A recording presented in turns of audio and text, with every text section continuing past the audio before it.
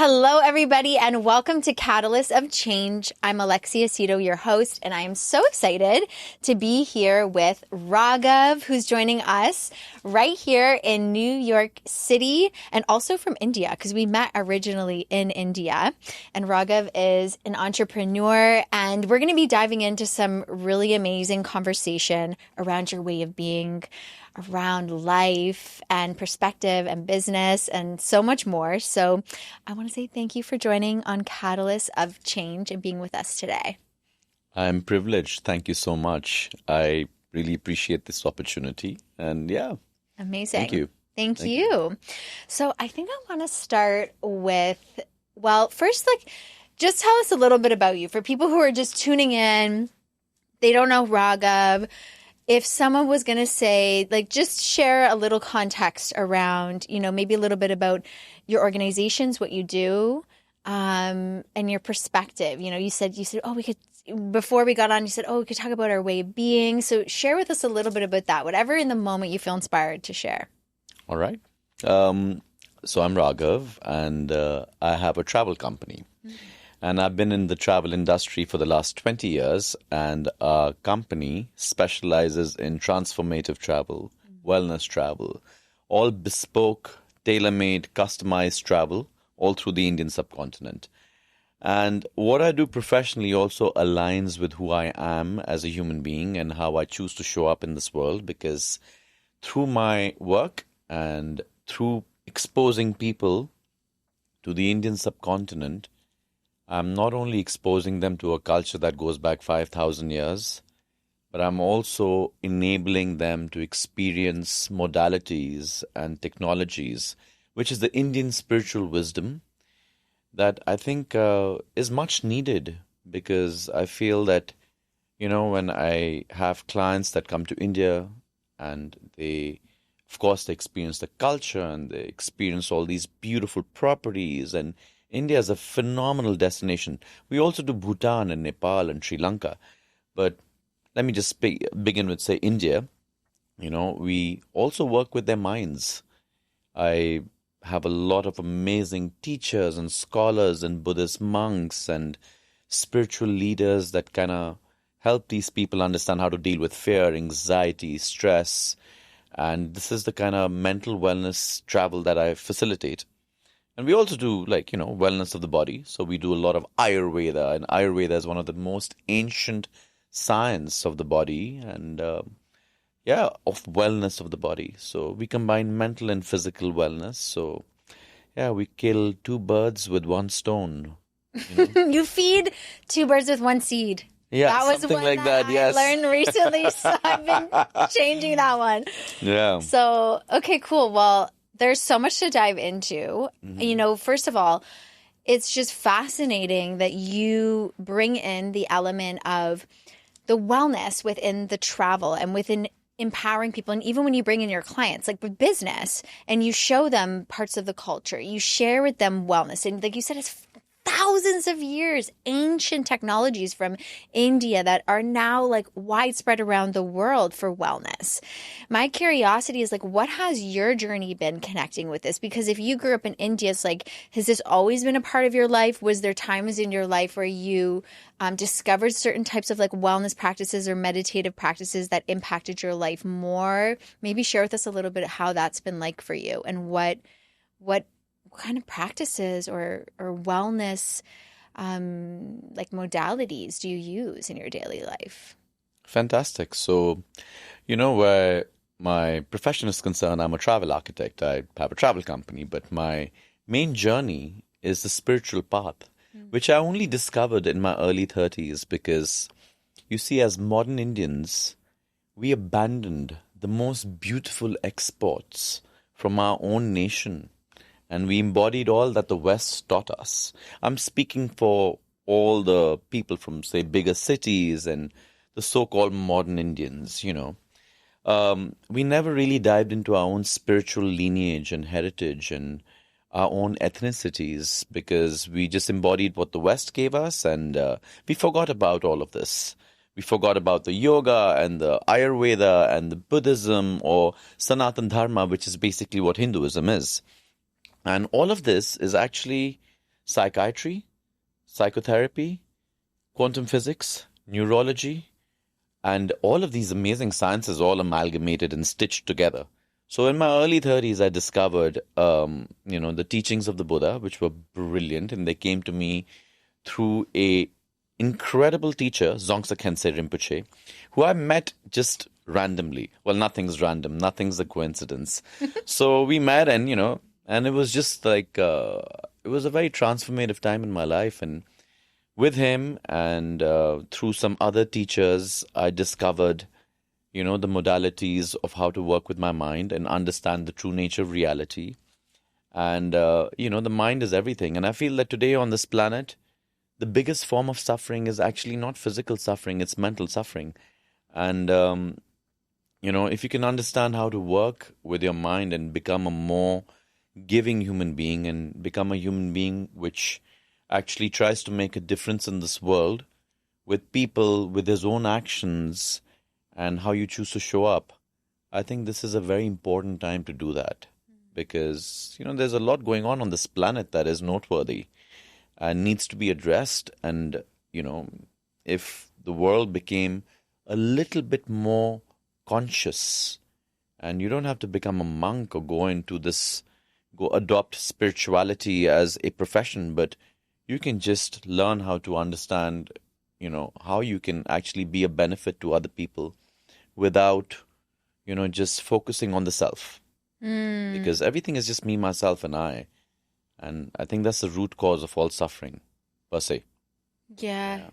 Like one of the things that you just shared that I feel is so key is you're like, you don't have to like adopt this as a profession. And I feel like sometimes people have like fear because they're like, well, I don't want to like be a healer, or I don't want to like necessarily do this whole other thing. Like I'm happy with my life, but you're saying you can integrate it. Like no matter what you're doing, that's what I'm hearing. No matter what you're doing, no matter who you are, you can bring these elements out from within you. You can actually be a person that contributes and that gives back and that does things like that uplift others. And one of the things I'm curious about is like, have you always been that kind of person, or have you kind of evolved over time? Did you adopt that and like have some learnings where you, began to embody those qualities more? What was that like for you? I think it was just, trial and error and understanding how I could sort of incorporate all these incredible teachings and modalities in my life and see if they worked. Because I think unless you investigate and you really put it into action, you can't really tell whether it's working or not. I can tell you, hey, you know what, if you meditate every day and if you really try to be mindful and you try to say, utilize these concepts like analytical meditation and say, learn to forgive people, learn to, let go of resentments, learn to sort of, forgive yourself and reconcile and, release your own traumas and the traumas of your past generations too. I think if I can tell you how to work with this, it's another thing, but if you put it into action, you'll see the result. The taste of the pudding is always in its eating, right? So for me, it was always, I always thought I was kind of happy, but not really the same as what I was, not what I am now, as opposed to what I was pre and post me discovering these beautiful modalities and this beautiful way of life. And I think that I strive to be a monk in jeans, and a capitalist spiritualist. So, I love what I do, and, we focus on bespoke travel, and it's all high end, and we curate experiences, and we, really do these, we just razzle and dazzle people. We pull out all these bells and whistles in India, Nepal, Sri Lanka, Bhutan, Maldives, and we do these incredible trips, but I also get people, wealthy individuals, influencers, and noteworthy people to give back to society and to, I enable them to sort of, work with like, say, things like organizations like the Mother Teresa missionaries, or work with like street kids, or support organizations that are doing that, or local schools. And it's, I think, only through giving back and genuinely sort of creating a way of life where you can show up and share what you've got, the abundance that you have, the privilege that you have with others is, I think, true happiness, really. There was this phenomenal master from India. His name is Shanti Deva. And he wrote this incredible book called The Bodhisattva's Way of Life. He wrote it 1300 years ago. He was the dean of one of the first universities in the world called Nalanda. And there's this stanza in this book which really, hits home for me at least. And this stanza says, whatever suffering there is in this world, all comes from desiring others to be happy. And whatever suffering there is in this world, all comes from desiring myself to be happy. And whatever joy there is in this world, all comes from desiring others to be happy. And I think it's really amazing because, if I go to a therapist and if I tell the therapist I'm depressed, they'll ask me what comes first, me, myself, or I. So, it's very interesting. Yeah. And this was 1300 years ago. So, and it still holds true today. So, yeah, I think I feel more content and I feel like a better version of myself after I kind of walked and I discovered, I think, the spiritual journey, which is beautiful. So, yeah. Well, that's one thing that we share, because you had introduced me to one of the Rinpoches, Jigme Khyentse Rinpoche, and we had an amazing empowerment at the temple in Toronto. This beautiful, green Tara empowerment. It was so powerful. And I was really inspired that day. It was actually really next level when I think back to it sometimes, how we were, for anyone from Toronto, we were walking in the Eaton Centre, like one of the big malls in Toronto, and we were with Rinpoche just walking in this mall, and I'm like, is this real life right now? It was so special and random and fun. And it was very special, too, because we were able to connect on that level with him in physical embodiment and receive these, this wisdom and this vibration and these empowerments. And, there were so many dimensions to that experience. And for me, what I find really beautiful about the teachings, and especially the Buddhist teachings, is what you're saying, the heart of compassion, and that idea that everyone has that nature of a Buddha within them. So what is it for you about those teachings and about the practices that you're sharing and the wisdom that really speaks to you? Is there a part of it that when you live your daily life, you really remember and it inspires you in a spiritual way? Absolutely. So, things like, I'll recite a quote, if you could not be bought by praise or defeated by criticism, you would be incredibly free. And this is a quote that one of my teachers wrote, and Dzongtse Khyentse, he wrote, and it's beautiful. And I think the Buddhist teachings, and coming back to Toronto and that time, I'm going back to that, yes, it was phenomenal. And he's one of the most incredible masters that is walking around on the planet. And we were very blessed to have experienced what we experienced together. And you're spot on, because everything is vibration, energy, alignment. And that's the secret of the universe at the end of the day. So at that point in time, to have the sensitivity to experience that, I think is a privilege in itself. But yes, in a day-to-day level, I just always remember the teachings. I mean, if you look at the 4 seals, just the first teachings that the Buddha gave, all compounded phenomena is impermanent. Now, if I understood that everything is impermanent, and everything is subject to change, I will not be stuck with chasing happiness or sad. I won't be stuck in the zone which is happy. I won't be stuck in the zone which is sad. So, your concepts to both of these things change. And you realize that, what's giving you a release is nothing more than, your neurotransmitters in your brain, which is dopamine, serotonin, oxytocin, endorphins, and, adrenaline. So at the end of the day, that they're based on transitory phenomena. So if you're not attached to any of it because you know it's impermanent, A, you can enjoy it more. And B, you know when it goes and it leaves you because it's subject to change and it's impermanent, you'll be okay. So one should not really be giving anything too much importance emotionally. And this is something that comes to me every day, And also, I mean, if you see the four seals, it's all compounded phenomena is impermanent. All emotions are pain. Nothing exists as we see it to exist, and nirvana is beyond concepts. So that's the ultimate truth in Buddhism. So everything is like almost like a dream.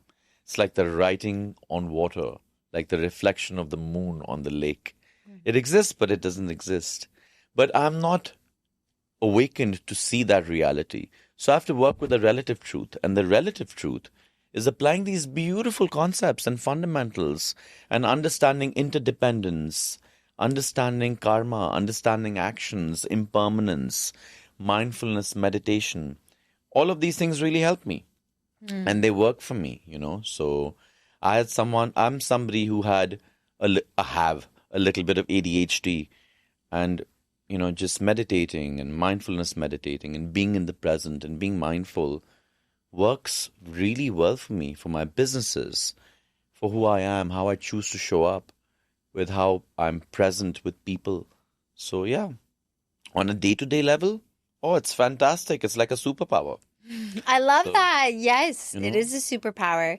And that's something like we all have that superpower in us. And I feel like when we activate it, like we use these types of wisdom and practices to activate it, it's just amazing. And I love that you said, like, for me, because it's like any of the viewers, the listeners, like everyone has their path, like everyone has their own way.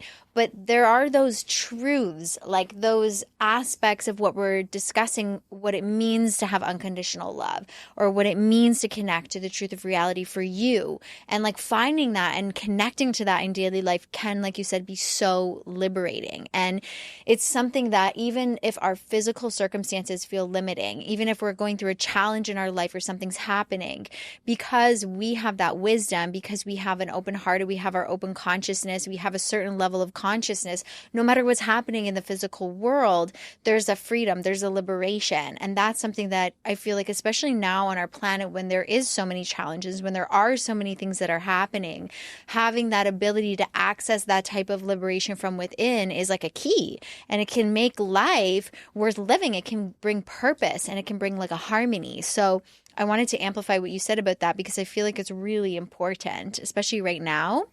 And also it leads me back to what you were sharing about your clients and the trips that you go on and the things that you show them and how you spoke about Mother Teresa's shelter and like all of these amazing organizations that you collaborate with, and then you share this with all of these people. So what is that like, and like how has it been? Have people maybe given their feedback, or what has that experience been like for you sharing in that way? It's really fulfilling, and it's something that gives me a sense of belonging. And it kind of like reminds me that, in some form, I have the ability to do that. I can become a vessel for someone, to create a meaningful impact in somebody else's life. So, for example, if you did come to India and, you wanted to experience the culture of India, the wellness, the spirituality, and so many incredible offerings that India has, I would also enable you, or I would encourage you, I would at least make it optional for you. I won't arm twist you, but I'll at least make it an option for you to give back and to visit these incredible places. Like the Mother Teresa missionaries are amazing. There's another organization that we work with called the Salam Balak Walk, which is amazing, that works with street kids. Then there's so many beautiful schools that we support and we work with, like all girls schools in rural Rajasthans. Then there is so many of these incredible organizations that work with like these women whose husbands are incarcerated, and it enables them to have a life and support their families and kids. So with you, just for example, like if you go out in New York City, you go out for you don't have to go out for an upscale meal, but if you go out for something which is just a mid-level meal, you'll end up dropping $100 per meal. But that could support an education for a very long time for a kid in India.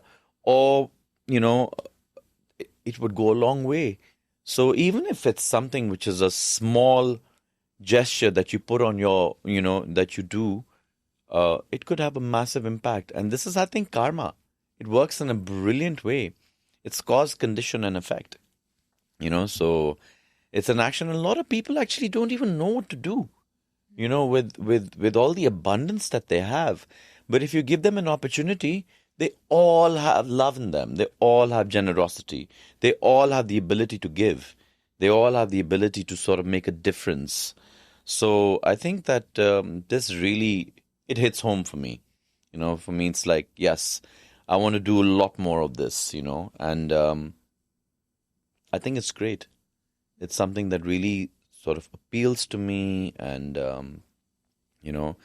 they say that every being is absolutely pure from the beginning. From the absolute point of view, we are all pure. So all the negativity, the character defects, the afflictive emotions, all of these things that we carry, they're all temporary.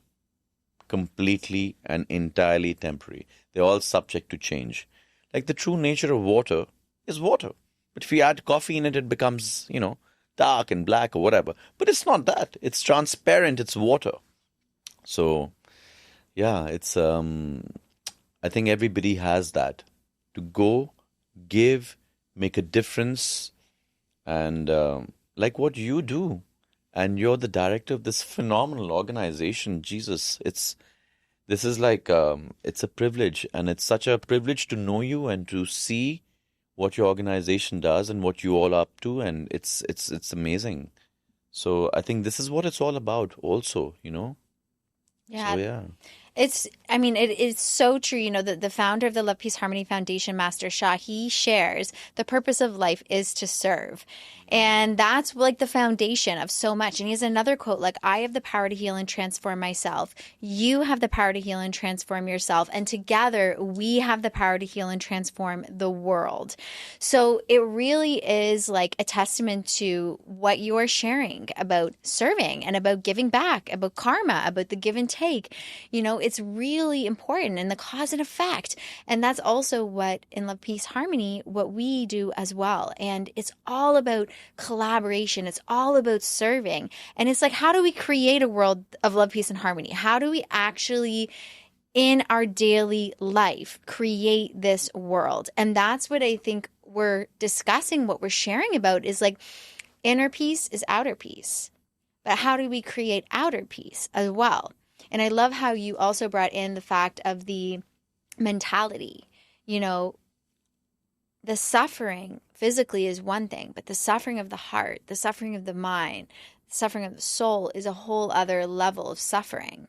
And so when we can use these tools, these techniques, the wisdom that we carry to actually relieve that level of suffering, that can also have a trickle impact into the world physically as well, into the physical body, into the world around us. So it really is something that I think is very profound and sometimes overlooked, because oftentimes we can be so focused in the physical world and focus on what we see.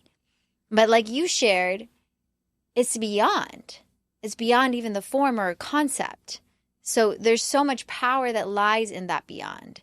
And I think that that's something that you're sharing, ways to access that through the teachings, through the practices, like the ancient wisdom of India. The Ayurveda also has, all of these secrets.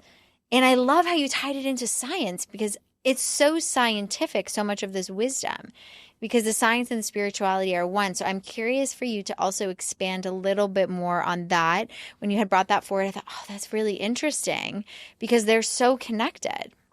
Absolutely. Yeah, talking about Ayurveda, it goes back thousands of years. And if you look at the texts, they actually have like procedures on how to work with plastic surgery. So it's incredible. And if you follow an Ayurvedic way of life, if you're able to really just follow it, it's not easy, but if you learn how to follow it, gosh, your body is it's the non-identical twin sister of yoga. So if you're doing yoga, you you'll see changes in your body. Yoga, just look at yoga and the benefits of what yoga can give you. It's working with your body inwards. It's like, revitalizing your organs and, it's like if you see some of these yogis who are in their 70s and 80s, and I'm not just talking about Indian yogis, I'm talking about all yogis from anywhere on the planet. You see a yoga practitioner who's been around for a while and has been practicing yoga, they look half their age. And there's a reason. It's a phenomenal science. It's scientific. It's what it's doing to your body. Of course, things like Buddhism and Taoism and concepts which are like Sanatan Dharma and the Vedas and the Vedanta and what if you really just break this down, it is So the Buddhist studies the ultimate truth in Buddhism. It says shunyata, which is form is emptiness and emptiness is form. What we see around us does not exist as we see it to exist. It's like a dream. It's like a rainbow. If you speak to a quantum physicist, he's going to endorse that. From a quantum physical perspective, nothing really exists, really. It's all energy. It's all coming together. There's no inherent existence of any phenomena, per se. It's brilliant. If you look at the modalities, that's the ultimate truth. Let's look at the relative truth. When you look at the relative truth and you look at karma and you look at, mindfulness and why is there mindfulness? And you look at non-attachment. Why do you want to practice non-attachment? If you're being non-attached, you're being unconditional, you're also letting go of things that you're not grasping onto. If you grasp onto something, it's going to cause suffering in some form. So all of this is psychology, it's psychiatry. It's biology. It's microbiology. If you read Bruce Lipton and you read The Biology of Belief, it's fantastic. But he's on a scientific level talking about the wisdom of trauma that gets stuck in us. If you see, I'm forgetting this gentleman's name, but he's brilliant. He speaks about trauma. And he made this documentary. It's called The Wisdom of Trauma. Yeah. You know who I'm talking about? Yes. Yeah. Anyhow, I'm just saying that any of these things, which are written in these beautiful spiritual, the Indian wisdom traditions, right? The canons of Indian wisdom traditions, whether it's Buddhism or Vedas or Vedanta, if you can just follow half of it, oh gosh, your suffering would not exist because all of this you can equate to science. All of it. So it's brilliant. I mean, the universe, they say that there's healing in nature. Absolutely there's healing in nature. If you see how this universe and this world around us functions, there is a very strong interconnectedness that we have with it. Because, we can turn around and say, if you go back into the 60s and 50s and the hippies, you should say, oh, everything is one and there's one love. And there is. I'm also a capitalist hippie in my heart. But it's true, though. You feel when you go into nature heals. It connects. It gives you peace, But that's also something that you can do in a city like New York, where it's a concrete jungle. You can actually work with your environment and make it work for you. So if you're in the present, and if there's true meditation is to meditate and not meditate at the same time. The gap between distraction and concentration should collapse. So if you're in the present, anytime you're meditating. And you can use New York City, which is a concrete jungle. It's the belly of the beast. You can use this as a tool for meditation. So yeah, I think you don't have to be blessed enough to be if you're in nature and if you have access to that, that's great. But any place can become a sanctum or a temple or a place. It can become your church. It can become your mosque or whatever it is, whichever space of worship you want to call it. So yeah. So can you explain the belly of the beast quote? Because you mentioned the belly of the beast, but for anyone who hasn't heard that. Well, we in Buddhism, there was a beautiful. There's the Buddha actually left. He was a prince, and he left the palace to understand the nature of suffering. And when we speak about the nature of suffering, suffering equates to samsara. Samsara is the existence. This is our existence. Birth, life, rebirth. And samsara is worldly phenomena. Worldly phenomena is in, what we can, compounded phenomena, worldly phenomena, materialism, all of this existence, succeed, success, get married. All of this is worldly phenomena. It's samsara. So when we talk about, worldly phenomena, New York City is on steroids. So when I say that where capitalism is concerned, desire, attachment, success, addictions, striving to be the most intense type A version of yourself. I'm very type A.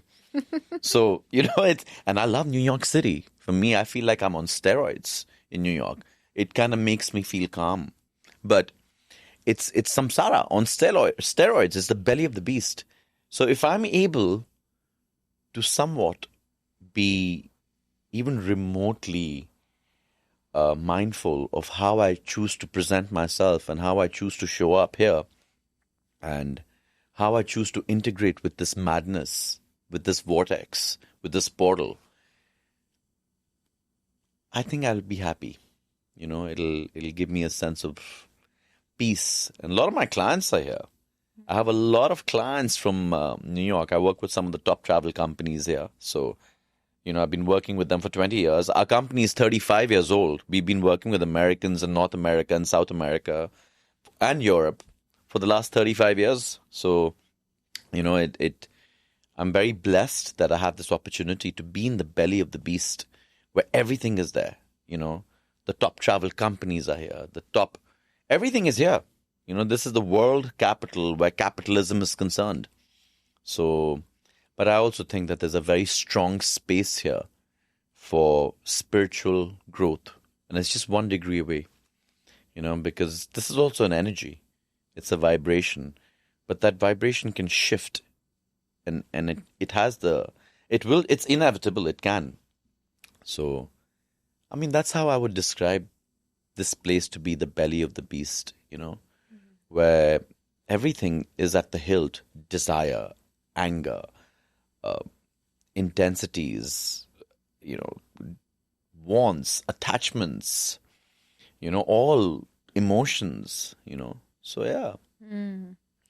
And there's like a quote about the belly of the beast, right? That if you could meditate, what is it? If you can meditate in a temple. This is something that someone said, and I'm nowhere close to being that person. But, someone said, the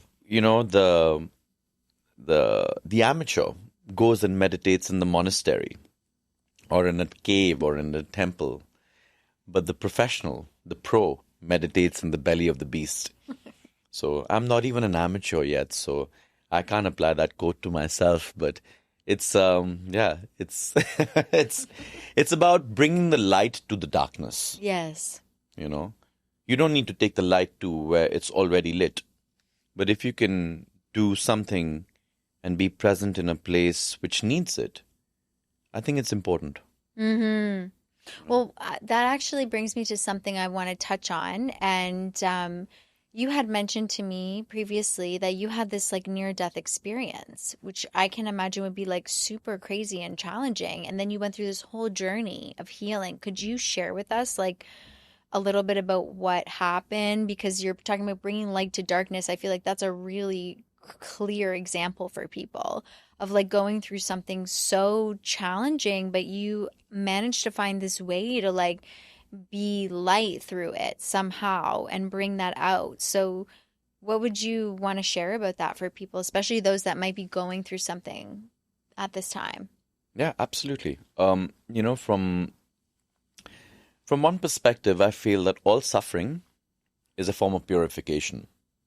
So in some form, where you go through intense physical, mental, emotional, intellectual suffering, it's a very deep form of purification, and it's a release that's happening. It's like when you get fever, you feel uncomfortable, but that's your body's way of fighting the virus, and you're purifying, I feel. So there was a lot of suffering because I had a bad motorcycle accident, and without getting into details, I got away by the skin of my teeth, and I got really lucky. My injuries were just a cracked scapula, which took me a couple of months to heal. But it was a very intense period and a very intense episode. And this was actually this was the second near-death experience I've had. One was when I was a kid. I was in my early 20s and I almost drowned. And I got saved by a fisherman. And I was lucky. But this actually gives me a new lease to life, and gives me more of a motivation to do what I can do, which is be of service in some form, and see what modality I can use to do that, whether it's directly or indirectly, whether it's influencing the influencer or influencing just somebody to do good, or mind my own actions, because I myself am not free of any of these afflictive emotions or character defects. I have all of them, and in massive measures. So, it gave me a very strong motivation to not just understand how I can choose to be the best version of myself, the most evolved version of myself, and there's no limit to that. There's no limit to being good or evolved. There's no limits to this. So it's, you can be the most incredible human being on the planet till you're not. Right. So you have to keep doing that every day. And that's a good ambition to have, is to be the best version of yourself constantly and consistently, because I can do that for 30 days in a row. And the 31st day I can choose to be, not so kind or not so mindful, or just be very ignorant. Because I think all those who also cause suffering onto others are doing so out of ignorance, not because they're bad people. So I think the difference between, the doers who are good and the doers who are causing suffering is just ignorance and awareness. You understand the consequences. So, it's just cause and effect, and, just assets and liabilities where karma is concerned. And yeah, it was intense, but I think that it just made me a more motivated human being. And I realized that life can just go in a second, and how fragile life is, and how uncertain it is. One of the sufferings that they speak about in Buddhism is uncertainty, and things that are subject to change. And death can come anytime, anytime. So this is the present, being in the present, and really seeing what we have and having gratitude. Gosh, that's the most important thing. We forget, we always look at what we don't have, and what we, what we want and what we can have. But if we just take an inventory of what we have, my body is fine. I can work out. I can run. I'm back to being who I was. I'm extremely grateful. So it taught me to be very grateful again, and understand that, look, this present moment is everything, because I don't know what might happen in 2 hours or in 24 hours. So at the end of the day, this moment here, to share what I'm sharing with you and to have this privilege is, I think, a highlight. It's very special. So, yeah.